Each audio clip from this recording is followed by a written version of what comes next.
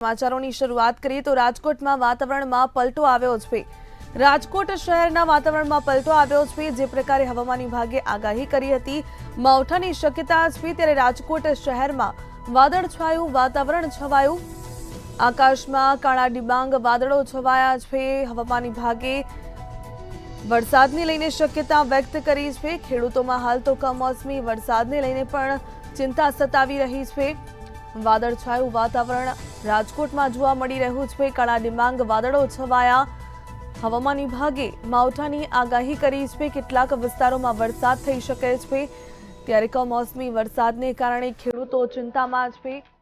તેમના પાકને નુકસાન જવાની ભીતિ પણ સેવી રહ્યા છે।